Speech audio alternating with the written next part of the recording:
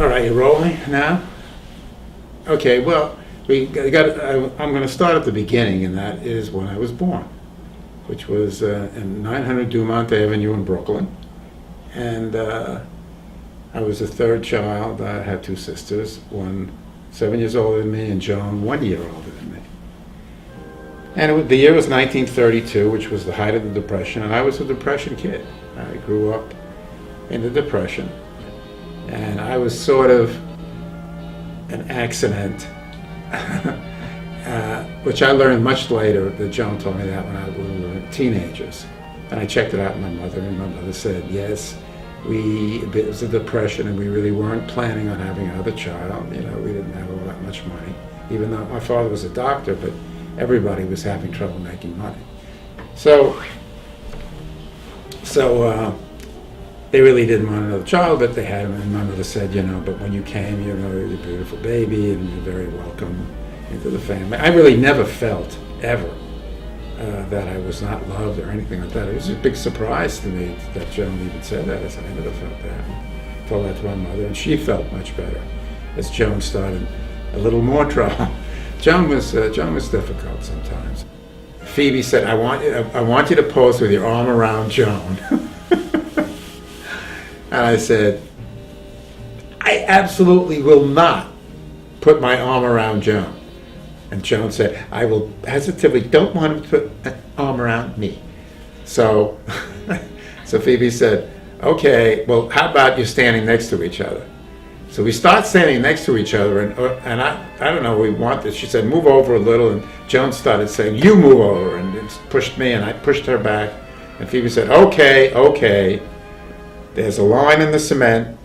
You get on one side, you get on the other side, Howard, Joan, you get on, and then I'll take the picture.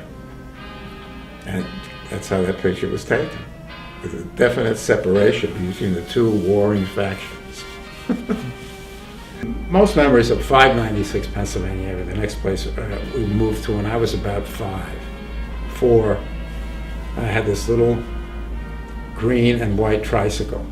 So I'd ride this tricycle down to the corner where the bank was.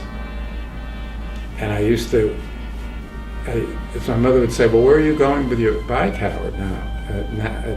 What are you going to do? So I said, I'm going to ride down to the corner and go to the Busti-Larsti Hospital. The whole family said, yeah, he's going to the Busti-Larsti Hospital again. Because my father always would talk about going to the hospital. And I said, I was 4 years old, I wanted to be a doctor. So I take my tricycle, go down to the bank, and without the brick wall, and nobody was around. I don't know how I'm telling this story. And I'd go up to the wall and go, tick, tick, tick, tick, tick, tick, tick. And like one day Joan was watching me, and she says, what are you doing? What does that mean, tick, tick, tick, tick? And I said, I'm giving the shots just like Daddy does to his patients. So to the wall, I was giving my shots, but I was kind of young and a little weird. And so that's what I was doing. So that's my earliest memories of really wanting to be a doctor. It never really left me. I really always wanted to be a doctor. I didn't have too many friends. I had one friend, Buddy. I remember Buddy, he was a friend of mine. He was when I was about 6, and we used to play together all the time. And then one day he usually showed up at this place where we'd play, and he didn't show up. That was really unusual with him because he always showed up. And then a number of days went by, and I said to my mother, did they move or something? Because people were always moving in those days. I said, did he move? My mother said, no. I saw his mother the other day, and she said he was sick. I said, really? What's wrong with him? She said, well, I really don't know, but they took him to the hospital. And it turned out Buddy had a brain tumor at 6 years of age. 6 years old, and he died. And it was I just couldn't put the things together. You know what I mean? It's funny, kids react to death in different ways, but I just couldn't believe that he died like old people die. I just couldn't really put it together. My mother just explained to me, sometimes it happens, it's very tragic that, young children die from all kinds of different things, and that was very she didn't want me to sort of get weird about it, but she just was explained everything to me, and I just thought it was really, bad, but I just had lost my playmate, and I don't think I really had one anymore after that. Well, we lived in that house because he was just a nice kid, and a lot of fun. That was it. And then in 1939, we had the World's Fair, the New York World's Fair. The symbol was the Trilon and the Perisphere, which was like a big pointy obelisk, but narrow at the top, and then a big ball. They call it the Trilon and the Perisphere. The things I remember about it was man-made lightning. I just created lightning. I saw myself the first time on television. They said, you go in there, and then, we stood outside, and like Joan went in there, and I could see her face and everything, and yet she wasn't in the room. You know what I mean? It was just so weird. I couldn't believe they could ever have anything like that. I was 7, and that was 1939. There were little things, disappointments in my life. Like 2 things I always wanted was a little car that I could ride in, which were those little cars that had the pedals, that one. During Christmas, when they said, "Oh yeah, Howard, you want a little car that you could ride in?" But I don't know if you could get them. They're very expensive, They were like $15, but that was very expensive.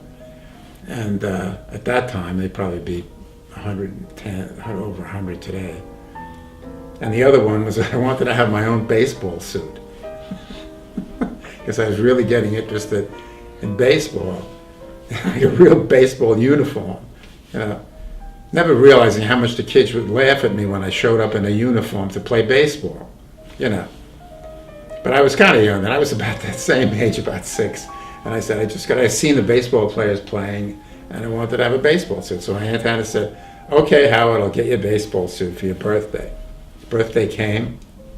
And I'm just waiting. I know, Aunt Hannah said to get me a baseball suit. And I open up my gifts and everything, and there's nothing there, So my mother had a birthday party, and she'd invite my aunts.